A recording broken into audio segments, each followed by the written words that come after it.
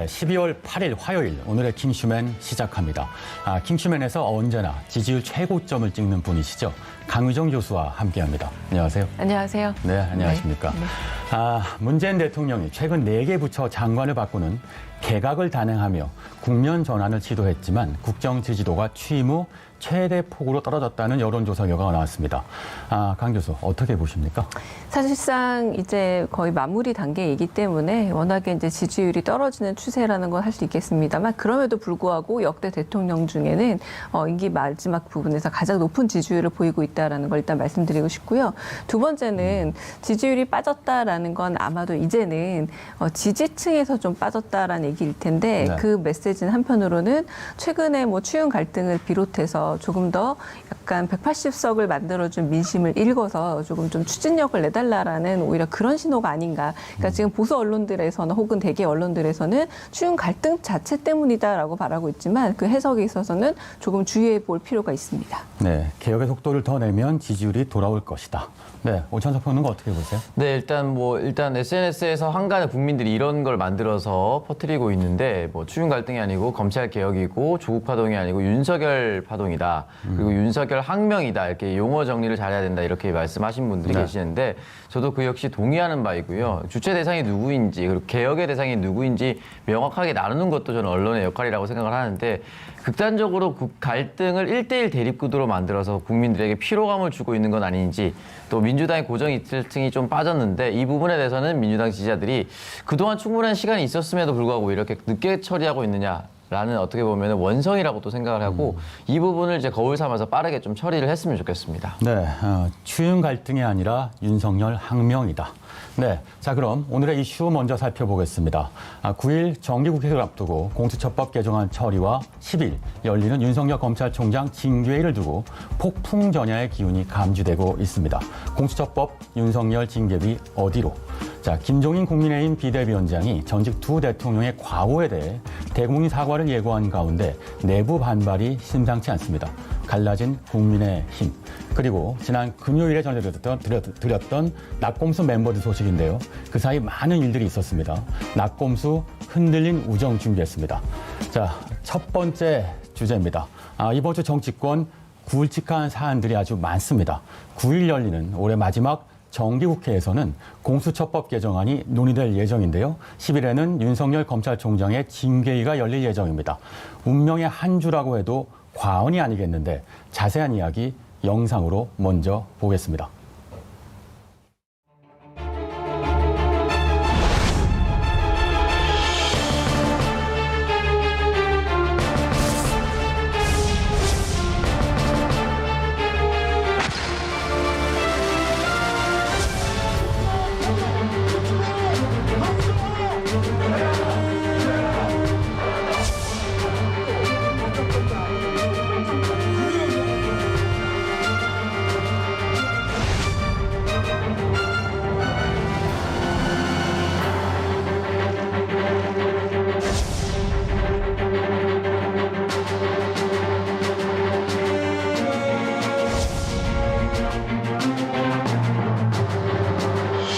혼란스러운 정국이 국민들께 걱정을 끼치고 있어 대통령으로서 매우 죄송한 마음입니다. 권력기관들의 권한을 분산하고 국민의 기관으로 거듭날 수 있도록 개혁 입법이 반드시 통과되고 공수처가 출범하게 되길 희망합니다.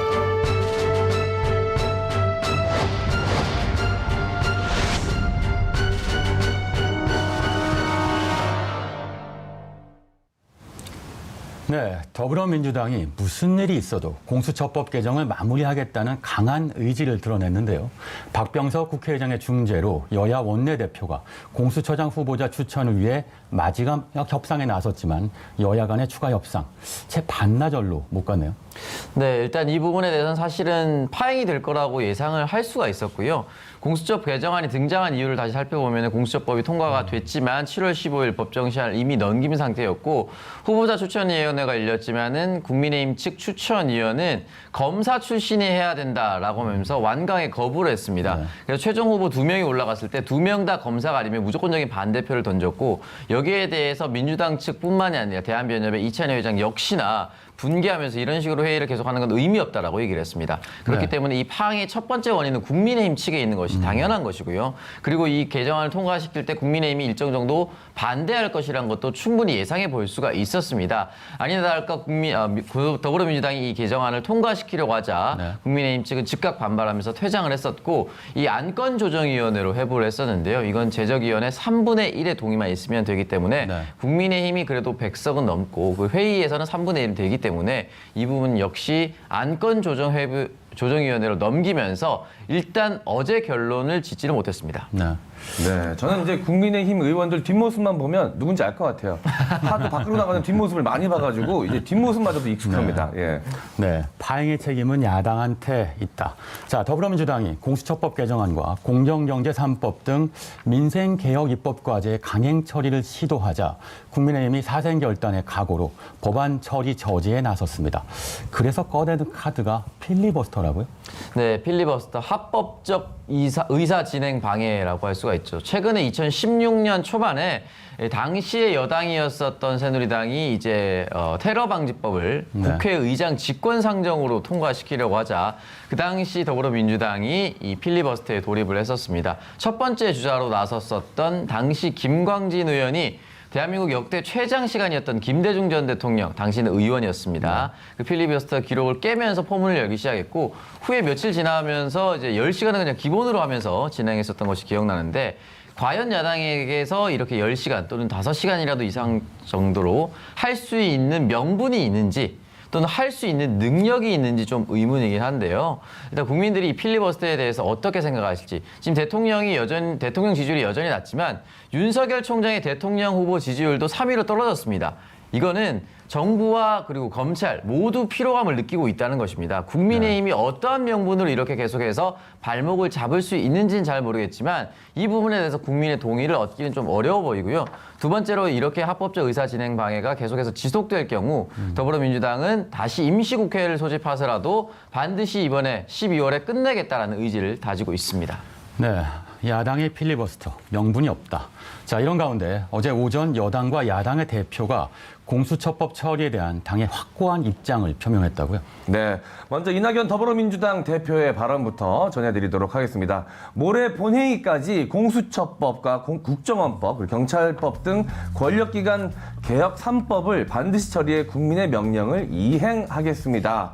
어떤 집요한 저항에도 불이한 시도에도 굽히지 않겠습니다. 제가 책임을 지고 권력기관 개혁을 입법화하겠습니다라고 지난 7일 최고위원회의에서 밝혔고요.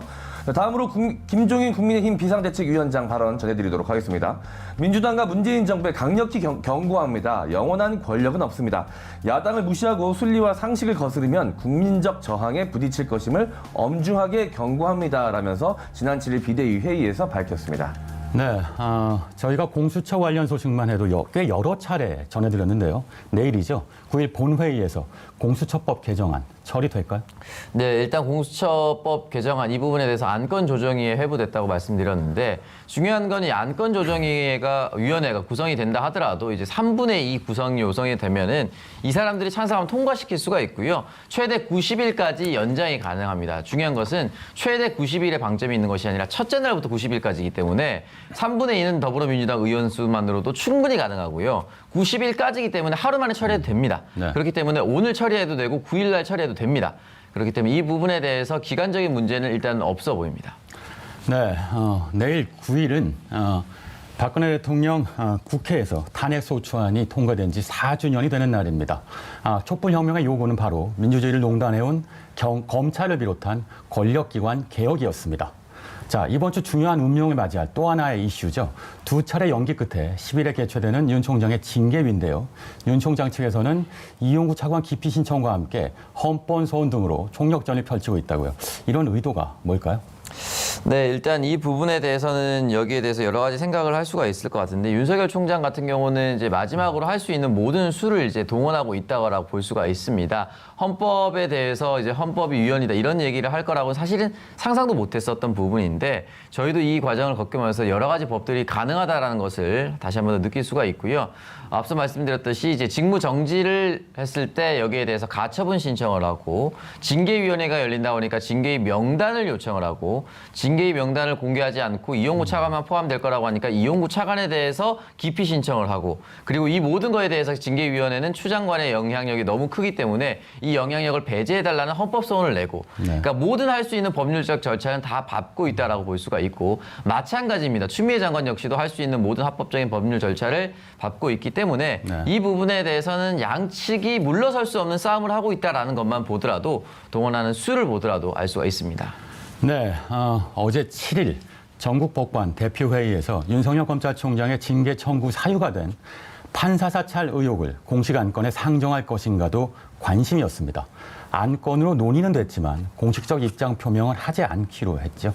네, 이 부분에 대해서 공식 안건이 되려면 이제 9명의 동의만 있으면 되는데 처음에 열리는 날에는 많은 사람들의 동의를 얻지 못했지만 현장에서 9명 정도는 쉽게 의견을 모을 수 있었기 때문에 논의가 됐었는데요. 중요한 거는 여기서 사법적 적극주의, 사법적 소극주의라는 단어들이 많이 등장했었습니다. 그러니까 사법적인 영향력을 최소한으로 해야 된다라고 하는 입장이 사법적 소극주의라고 할 수가 있고 판사들은 또 정치적 중립성을 굉장히 중요시한다라고 합니다. 그렇기 때문에 이 부분에 대해서 현 상황이 워낙 극한으로 가고 있기 때문에 여기에 대해서 의견을 내는 것 자체가 정치적 중립성을 저해한다라는 표현을 쓰면서 이 안건에 대해서는 뚜렷한 입장을 내지 않기로 합의를 본 것으로 보입니다. 의견을 내지 않은 것이지 반대한 것은 아니다. 네. 판사들의 무대응 어떻게 보십니까? 윤석열 총장 징계에 어떤 영향을 줄까요? 안 교수? 아마 윤석열 총장 징계위에 어떤 영향을 준다라는 소위 말하는 언론 플레이 내지는 이미지를 피하기 위한 선택이었다는 생각이 듭니다. 네. 판사들의 성향상 이 정도만 해도 꽤나 적극적인 의사표명이 저는 됐다고 보여지고요. 한편으로는 우리가 지지를 할 때 권력감시로서의 지지와 한편으로 지지 철회가 있을 텐데 이 판사들의 경우에 한편으로 집단적으로 자기 의사를 표현하진 않았으나 그 자체로 저는 집단적 의사표명에 충분한 상징성이 있다고 생각하기 때문에 지지자들 혹은 지지 철회자들 역시 이 부분에 조금 유의해서 보시는 게 좋지 않을까. 왜냐하면 판사에 대해서 너무 또 한편으로 좀 감정적인 대응 자체가 한편으로 우리가 어떤 점에서는 조금 잃을 수 있는 부분이 있기 때문에 정치적 중립성을 표명했다라는 것 그러나 그 이면을 좀 봤으면 하는 저는 바람입니다. 네, 그 이면을 봐야 한다. 자, 그런데 이미 2차례나 징계위가 연기됐습니다. 이번에는 예정대로 10일에 열릴 수 있을까요? 아니면 또 다른 변수가 있을지 M여원이 짚어주시겠습니다. 네, 실현 가능성의 이 정도의 차이는 존재하겠지만 몇 가지 변수들이 존재하고 있습니다. 먼저 윤석열 총장이 검사 징계법에 따른 징계위 구성에 대한 부당함에 대해 이야기하면서 헌법재판소에 냈던 이 가처분 신청 인용이 될 경우 이 징계위가 무산이 될 수 있습니다. 하지만 이 징계위가 열리는 내일 이전에 이 헌법재판소의 판단이 나올 가능성은 높지 않아 보이는 상황이고요. 자, 법무부는 이 윤석열 총장의 직무 복귀를 결정한 법원에 즉시 항고를 했습니다. 자, 이것이 인용될 시 법무부에는 유리한 상황이 펼쳐질 수 있고요. 기각 시에는 윤석열 총장에게 유리한 상황이 됩니다. 자, 그리고 이 징계위원이 이용구 차관 등에 대한 이 윤석열 총장의 기피 신청의 수용 여부에 따라 또 달라질 수가 있습니다. 인용 시 징계위가 연기가 될 수 있고요. 기각 시에는 그대로 징계위가 진행이 될 수 있습니다. 네, 변수가 많군요. 오찬석 의원 어떻게 생각하세요? 네. 일단은 저는 이 부분에 대해서는 징계위원 기피 신청 맨 마지막 부분 이제 이용구 차관 이 부분에 대해서 굉장히 중요할 것이라고 생각이 되고 첫 번째 거, 두 번째 거 같은 경우는 10일 이전에 결론 내기가 좀 쉽지 않습니다. 네. 오히려 사법부가 만약에 10일 이전에 결론을 낸다면 이것도 역시 정치적 중립성 저해 요소를 내포할 수가 있기 때문에 좀 조심스러울 것 같고 오히려 반대로 이게 정치적 책임을 지지 않기 위해서라도 10일 이후에 판단을 내릴 수도 있습니다. 그렇기 때문에 마지막 세 번째가 가장 중요할 것 같은데 일단 현재 법률상 지금 이용구 차관이 포함되고 안 되고를 검찰총장의 권한대로 할 수가 없습니다. 이 부분에 대해서 법률이 잘못됐다라고 얘기를 하기 위해서는 법 단계설이라고 하죠. 한스 켈젠이란 사람이 말했었던 건데 헌법, 법률, 명령, 조례, 규칙 이 순서입니다. 그러니까 하위법이 상위법을 위반할 수 없다는 것이죠. 지금 이 하위법이 잘못됐다라고 얘기하려면 헌법소원을 또 제기해야 됩니다. 근데 또 제기하기 위해서는 또 10일 이전에 결론 내기는 어렵죠. 네. 그렇기 때문에 저는 큰 무리 없이 10일에 징계위원회가 먼저 열릴 것이라고 예상합니다. 일정상 변수가 되지는 않을 것이다. 자, 이런 변수들이 있어서 징계가 제대로 열릴 수 있을지 미지수인 상황도 있긴 한데요. 그런데 징계가 예정대로 10일 열리면 결론도 바로 나올까요? 이건 어떻게 예상됩니까? 결론을 빨리 내야 된다고 생각을 하고 있고요. 이 부분에 대해서 더 이상 국민들이 고통을 좀 겪지는 않았으면 좋겠어요. 매번 신문 기사 일면마다 추미애 장관이 어떤 법률적인 절차를 따른 것, 그리고 윤석열 검찰총장이 법률적 절차를 따른 것, 이 부분에 대해서 온통 헤드라인이 지금 도배가 되고 있고, 그리고 각 신문사마다 자신의 감정을 개입시켜서 헤드라인을 작성하는 경우가 많습니다. 그런데 이 부분에 대해서 지금 3주간 코로나 사회적 거리두기가 이제 단계가 격상이 되고 국민들의 삶은 더 힘들어지고 있습니다. 근데 더 지지부진하게 끌었다가는 정말 현 정부나 또는 검찰총장 둘 다 지금 역풍을 맞을 수가 있기 때문에 국민을 위해서라도 이 국민적 피로감을 좀 줄여줄 필요가 있다고 저는 생각합니다. 네, 시간이 끄면 안 된다. 자, 강유정 교수 어떻게 보십니까? 문재인 대통령께서 개혁 입법의 속도를 이야기했습니다. 저는 이것 역시도 포함되는 문제라고 생각을 하고요. 아까 판사의 정치적 중립성 얘기를 했는데 이 부분에 있어서 만약에 이용고 차관에 대한 어떤 기피 신청을 수용한다거나 이런 부분이 있으면 정말로 정치적 중립성에 대한 오해를 받을 수 있겠죠. 오히려 징계위가 순서대로 그리고 절차대로 진행될 수 있도록 존중해 주는 것이 정말 어떤 점에서는 사법부가 취할 수 있는 가장 중립적 입장이라 보고요. 그래서 저는 아마도 결론이 빨리 나고 이제 정말 민생 문제에 집중할 때다. 10일 징계위는 빠른 결론을 낼 것이다라고 전망합니다. 네, 급할수록 돌아가야 하지만 결론은 빨리 나올 것이다. 자, 이런 가운데 문재인 대통령이 7일 청와대에서 주재한 수석 보좌관 회의에서 전국 혼란에 대해 처음으로 사과를 전했습니다. 관련 발언 들어보시죠. 방역과 민생에 너나 없이 마음을 모아야 할 때에 혼란스러운 정국이 국민들께 걱정을 끼치고 있어 대통령으로서 매우 죄송한 마음입니다.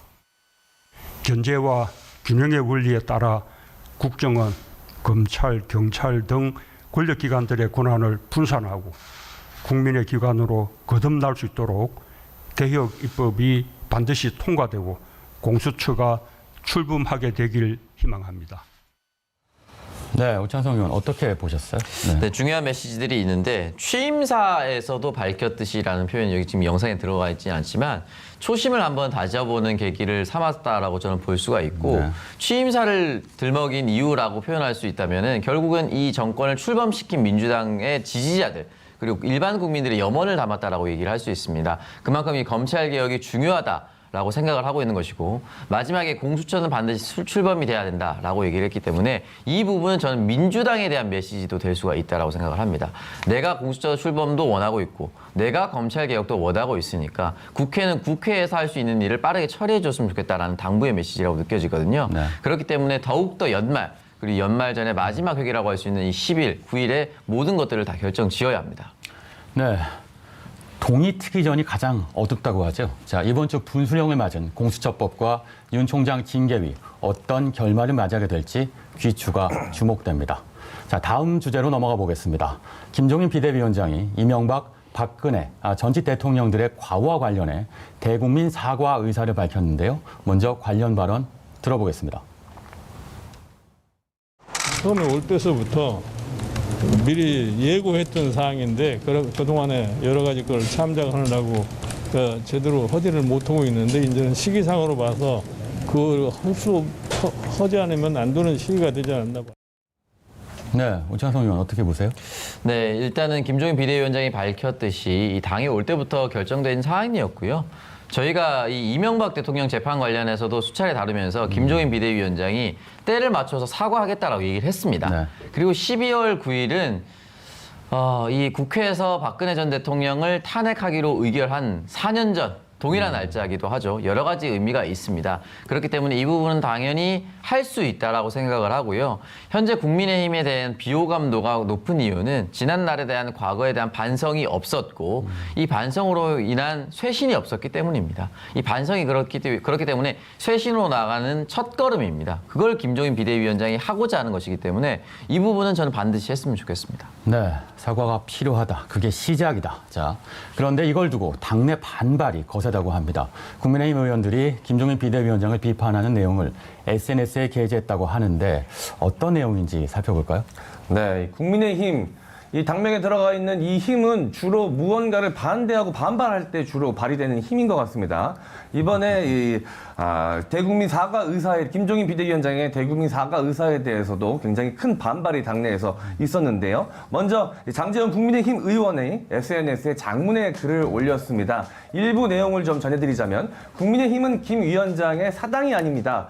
의원들과 당원들이 김 위원장의 부하가 아닙니다. 정통성 없는 임시기구의 장이 당의 역사까지 독단적으로 재단할 권한을 가지고 있지 않습니다. 이 당이 올 때부터 예고했다고 합니다. 누구한테 언제 예고를 했습니까? 과거에 대한 사과가 취임의 조건이었다면 애당초 김 위원장은 이 당에 오지 못했을 겁니다. 라고 격한 발언을 쏟아냈고요. 자, 배현진 국민의힘 의원도 본인의 SNS에 의견을 남겼습니다. 김종인 비대위원장께서 이번 주 두 전직 대통령에 대해 꼭 대국민 사과를 하시겠다는 기사가 도는데 잠시 인지 부조화, 아찔하다. 이미 옥에 갇혀 죽을 때까지 나올까 말까 한 기억 가물한 두 전직 대통령보다 굳이 뜬금포 사과를 하겠다면 문 정권 탄생 그 자체부터 사과해 주셔야 맞지 않는가라는 의견을 남겼습니다. 네, 사과는 시작일 뿐인데 시작하기조차 쉽지가 않군요. 자, 일각에선 김종인 리더십에 불만을 품은 김종인 흔들기다 이런 표현도 있습니다. 국민의힘 내부 잡음 심상치가 않은 거죠? 네, 이 부분을 둘러싸고 이렇게 크게 격화될 거라고는 예상을 못했었는데 먼저 배현진 의원은 좀 주술 호응과 이 문장력을 좀 키웠으면 좋겠습니다. 저 문장을 구분을 해놓긴 했는데 지금 말의 어순이라든지 어법에 맞지 않는 표현들이 굉장히 좀 많아요. 비문이라고 얘기를 하죠. 그 아나운서 출신인데 이런 부분에 대해서 국민들이 좀 더 알아듣기 쉽게 글을 쓰는 방법도 국회의원의 이 국민에 가진 예의라고 할 수가 있다고 좀 표현을 하고 싶고요. 일단은 김종인 비대위원장의 임기 얼마 남지 않았습니다. 이 부분을 생각을 하고 움직이는 것일 수도 있다라고 생각을 하고요. 권력은 공백을 허락하지 않습니다. 그렇기 때문에 이 공백이 생기기 전에 많은 흔들기가 있을 수 있다는 것은 당연한 수순이라고 생각하고요. 이게 첫 번째 이유고요. 두 번째는 국민의힘 의원들은 아직도 집토끼, 그러니까 이명박 대통령이나 박근혜 전 대통령을 추억하는 사람들 또는 종래 그 정당을 지지했었던 집토끼들을 잃고 싶지 않은 마음이 더 큰 것 같습니다. 선거에 승리하기 위해서는 집토끼 단속도 중요한데 중도에 있는 사람들, 그러니까 어떤 정당에도 귀속되지 않지만 중간에 있으면서 합리적인 판단으로 정당을 왔다 갔다 할 수 있는 사람들의 마음을 잡아야 되는데 이 부분에 대해서 소리를 다르게 낸다고 했을 때 이 중원에 있는 사람들의 마음을 얻지 못합니다. 이 부분을 조금 더 가슴속에 새겼으면 좋겠습니다. 네, 그렇다면 지금 현 시점에 김종인 위원장의 두 전직 대통령에 대한 과거에 대한 사과, 강유정 교수 어떻게 보십니까? 보수 언론에서 현재 정권과 혹은 정부에 대한 지지를 비하하는 멸칭이 대깨문입니다. 저는 오히려 이 팬덤 정치에 의존해서 계속 생명력을 유지하려고 하는 게 현재 국민의힘의 가장 큰 문제겠죠. 그러니까 가령 정광훈 목사를 비롯한 종교계 힘을 비리려고도 했고요. 네. 그리고 과거의 향수, 다시 말해서 박근혜 대통령의 그 향수에 굉장히 기대서 여전히 팬덤 정치를 하려고 하고 있는데 지금 장제원 의원이나 배현진 의원은 뜨거라 하고 있는 겁니다. 이렇게 하다가 팬덤 정치가 떨어져 버리면 지금도 지지율이 굉장히 아직 확고부동하다고 하기 어려운데 그 지지율이 흔들릴까 봐 걱정하고 있는 모양새인데요. 그러나 이 과거에 대한 사과를 넘어서서 결국 그 팬덤에 대한 지지부진한 유지와 한편으로 그 고집이 미래의 권력에 도움이 될까? 이 문제를 더 생각해 봐야 되는 게 국민의힘의 숙제 아닌가 싶습니다. 네. 과거 팬덤에 대한 미련을 버려라. 네. 당내 반발에도 김정인 위원장은 자신의 뜻을 굽히지 않겠다는 의견을 굳건히 하고 있습니다. 비상대책위원장직 사퇴라는 배수진까지 치고 나섰다고요? 네, 맞습니다. 김종인 비대위원장은 지난 7일 비대위 회의에서 이렇게 언급을 했습니다. 국민의 눈높이에 맞춰야 한다. 이 정도의 메시지조차 내지 못한다면 비상대책위원장으로 있을 이유가 없다라고 의견을 밝혔습니다. 네, 강 교수 어떻게 보십니까? 네.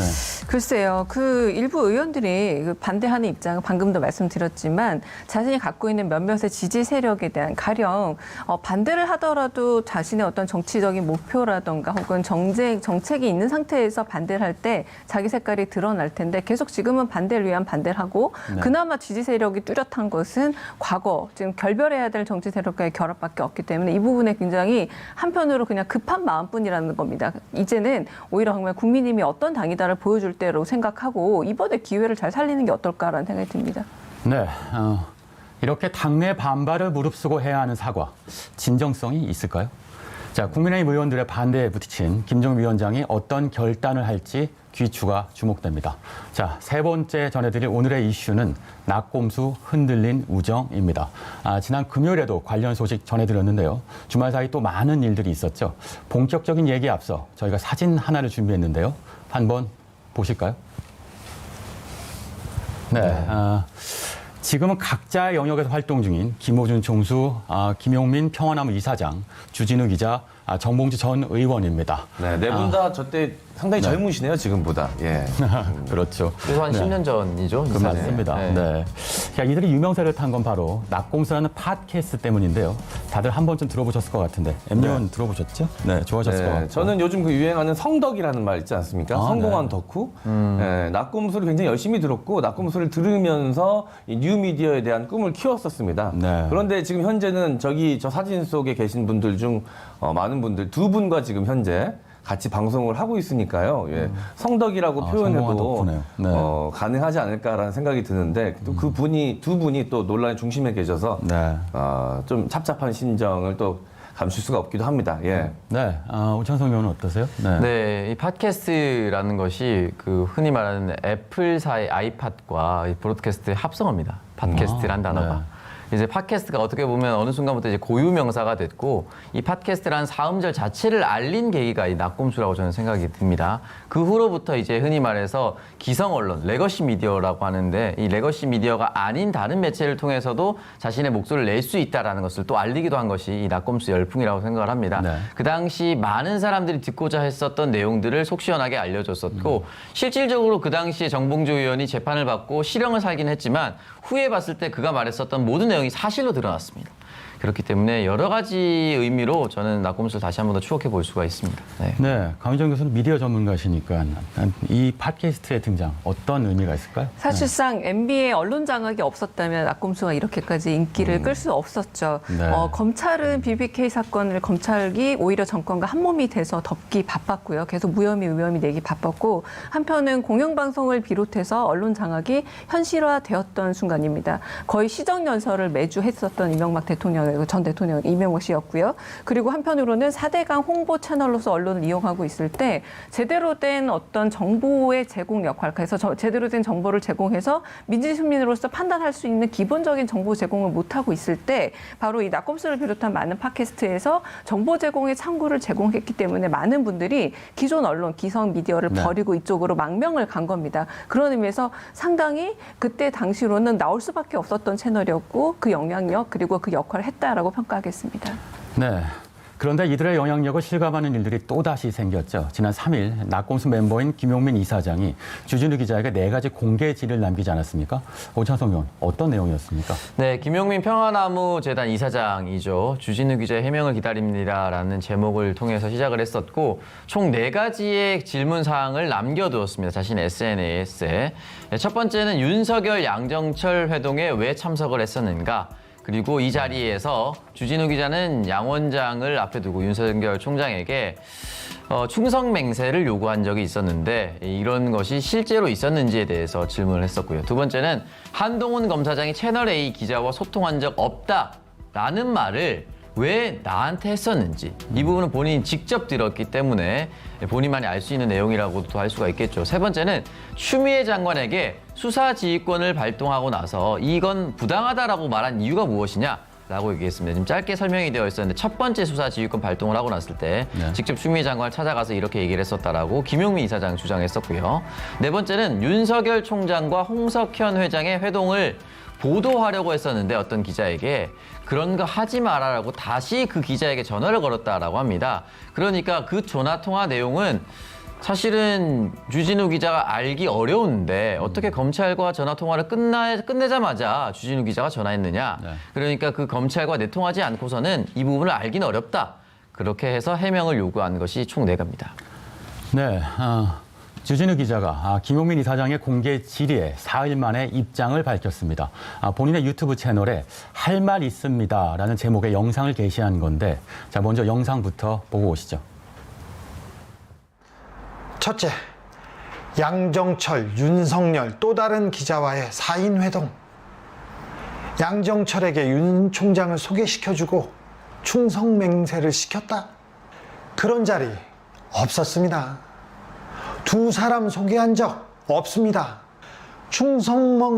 충성맹세, 건배, 존재하지 않은 장면, 존재하지 않는 말, 누가 보고 누가 들었다는 겁니까? 둘째, 추미애 장관에게 찾아가 수사지휘권 행사를 반대하고 따졌다. 제가 뭐라고요? 추 장관을 만난 건 6개월 전쯤입니다. 그게 추 장관하고 마지막 만남이었습니다. 마지막 대화였어요. 7월 초 경기도 모처에서 법무부 장관 업무와는 전혀 무관한 일로 10여 명의 분들하고 함께 만났습니다. 분명 그 모임은 수사지휘권 발동 전이었습니다. 그런 말이 나올 이유가 없습니다. 명백한 허위 사실입니다. 네, 일단 주진우 기자의 얘기를 직접 들어봤습니다. 엠요, 네. 다시 한번 짚어주시죠. 네, 주진우 전 기자는 이 김용민 평화나무 이사장의 이 4가지 질의 내용 중 이 2가지에 대해서 구체적으로 답변을 내놓았는데요. 먼저 윤석열, 양정철, 주진우 이 세 사람 회동 자리에 대한 질의에 대해서는 그런 자리는 없었다. 존재하지 않는 장면이며 존재하지 않는 말이다. 누가 보고 누가 들었다는 겁니까? 라며 강하게 부정을 했습니다. 자, 그리고 추미애 장관을 찾아가 수사지휘권에 대해서 반대했다라는 질의에 대해서는 6개월 전 7월 초 추 장관을 만나긴 했지만 공개적인 자리였고 수사지휘권 발동 전이었다라고 밝혔습니다. 네, 강유정 교수, 충분한 해명이 됐을까요? 좀 더 지켜봐야 되겠죠. 근데 저는 이 보수 언론이 이 얘기가 나오자마자 대서특필한 상황이 너무 기가 막히고 사실 웃깁니다. 왜냐하면 제대로 된 언론인으로 두 사람을 취급도 안 했던 보수 언론입니다. 그럼에도 불구하고 두 사람이 약간의 어떤 질문을 보내고 답변을 기다린 상태. 아직은 갈등이 본격화되기 이전부터 분열이다, 갈등이다라고 하면서 갈등을 좋아하는 보수 언론 특성상 이 갈등의 양상을 갈등으로 굳히기로 언론이 들어가고 있는데요. 그런 부분은 아직 훨씬 더 지켜봐야 될 부분이 많고, 그리고 좀 더 대답이 불투명하고 불충분하다면 아직은 좀 더 추가 대답을 요구하고 있는 상황이기 때문에 갈등의 시작이라 볼 수 있으나 갈등이 굳혀졌다 하기는 어렵습니다. 그렇기 때문에 보수 언론이 어떻게 활용하고 있는지 그 부분을 좀 더 집중해 보면 어떨까라는 생각이 들기도 합니다. 네, 언론이 이 갈등을 이용하려고 한다.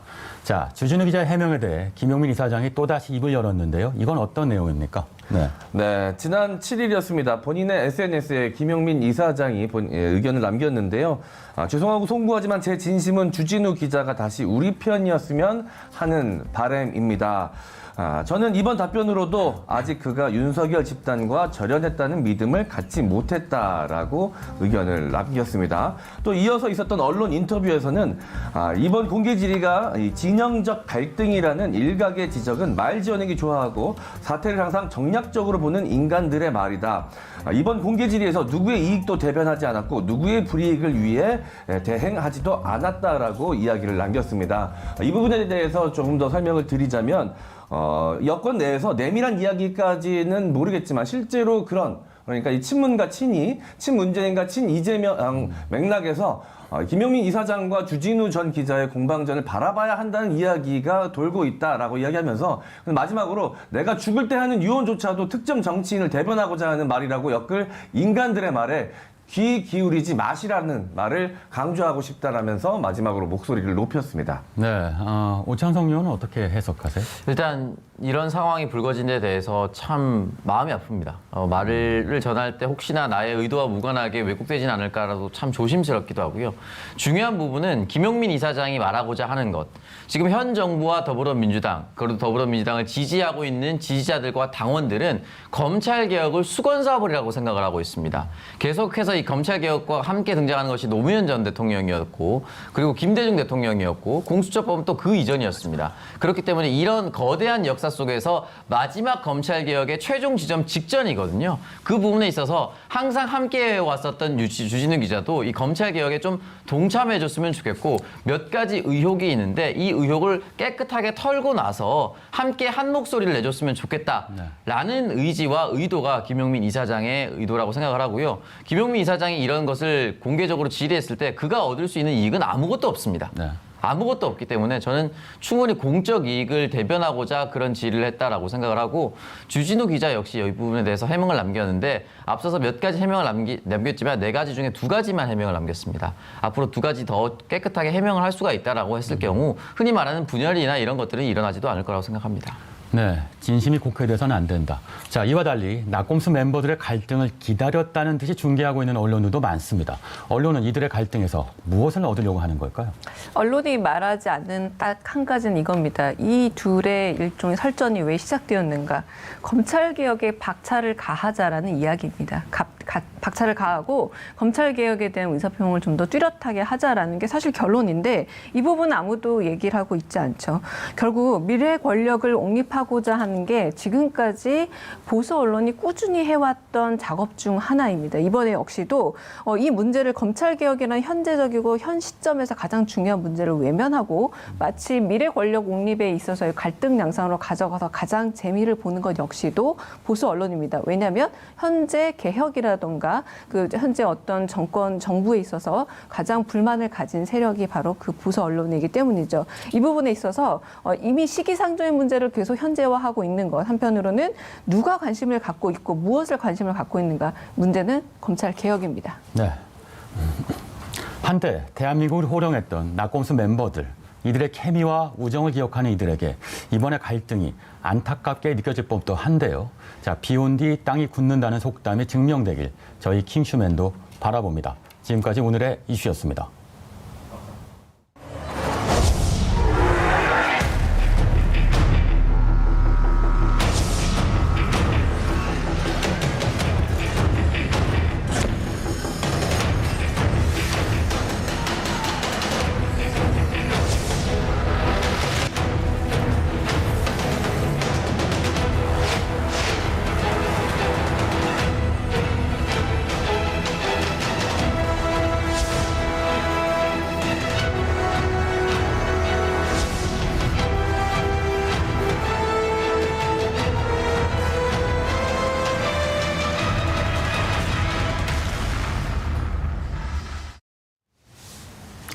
네, 오늘의 킹덤 주제, 그들만의 리그 법조 기자단입니다.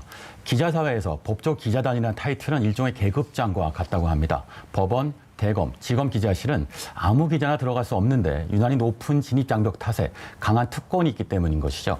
최근 법조 기자단에 대한 비판 여론이 다시 등장했다고 하던데 한번 짚어주시죠. 네. 지난 11월 16일이었습니다. 청와대 국민청원에 병폐 고리 검찰 기자단을 해체시켜 주십시오라는 내용의 국민청원이 올라왔는데요. 무소불위의 검찰, 그런 검찰 뒤에는 특권을 함께 누리며 공생하는 검찰 기자단이 있습니다라는 이 청원글은 3일 만에 20만 명이 동의를 했고요. 12월 8일 오전 6시 30분 기준 25만 명이 동의를 한 상황입니다. 자, 강 교수, 왜 이런 청원글이 올라왔다고 보십니까?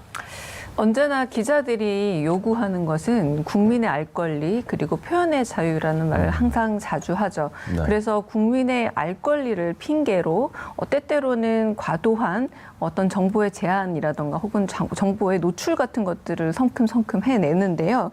이번에는 국민의 알 권리라는 핑계로 알고 싶지 않은 부분을 과장해서 보여준다거나 내지는 정말 알아야 될 부분에 대해서 괄호에 넣고 보여주지 않는 그런 어떤 행태에 대해서 각성도가 높은 이미 깨시민이라고 부르죠. 언론을 보는 시민들, 언론 소비자들은 굉장히 언론의 어떤 그 정보에 대해서 민감합니다. 민감함에도 불구하고 여전히 제한적이고 과거 20, 30년 전처럼 제한된 정보를 제공하고자 하는 법조 기자단에게 그거는 우리가 알고 싶어 하는 것이 아니다. 우리가 알 권리를 곡해하고 있다라고 자신의 어떤 권리를 주장한 게 이번에 국민청원이라고 볼 수 있겠습니다. 네, 국민의 눈높이에 맞지 않는 언론의 관행이다. 자, 특히 검찰 등 법조 기자단은 특권, 폐쇄성, 권위주의가 완강해 기자단의 마지막 성체라고 불리기도 합니다. 법조 기자단, 구체적으로 어떤 집단을 지칭하는 건지 한번 짚어주세요. 네, 말 그대로 이제 법조기관을 출입하는 기자단을 의미합니다.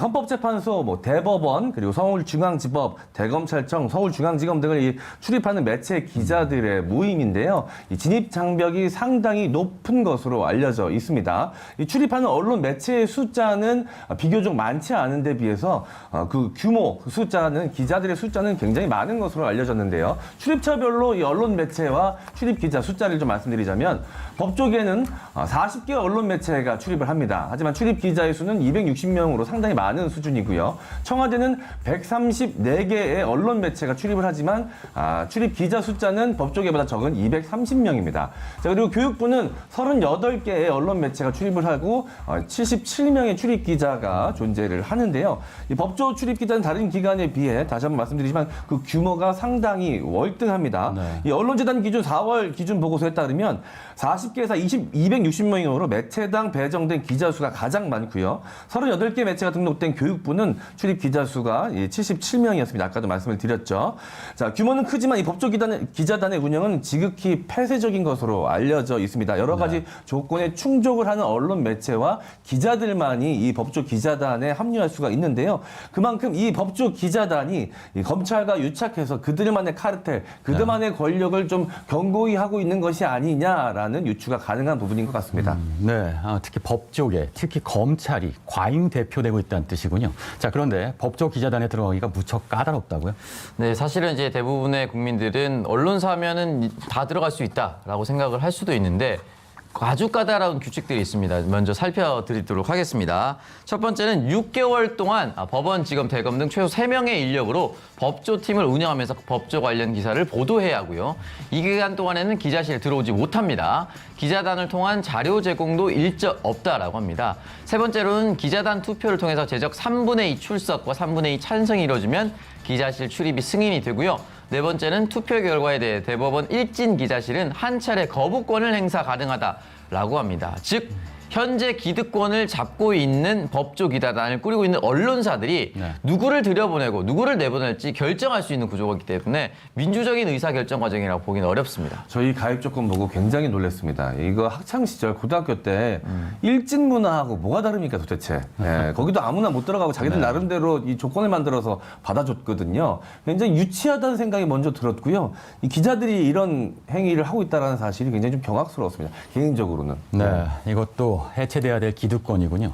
자, 객관적 기준을 만족한다 해도 기자단 가입에서 떨어지는 경우가 적지 않다고 합니다. 또 이 경우 기관이 매체를 가리지 않고 동등하게 기자의 취재를 지원하면 되겠지만 문제는 법원, 검찰에서 주로 기자단 취재에만 선택적으로 협조한다고 하던데 이게 맞나요?